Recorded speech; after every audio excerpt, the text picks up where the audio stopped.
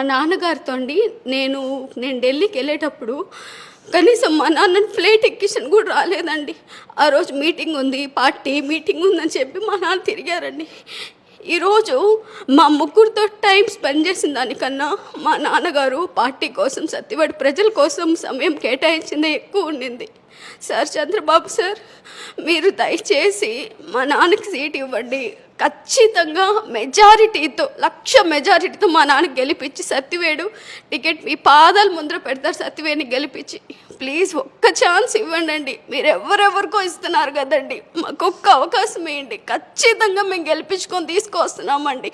మా సొంత నాన్నని చెప్పట్లేదు, నాకు కూడా ఓటు ఉంది సత్యవేడులో.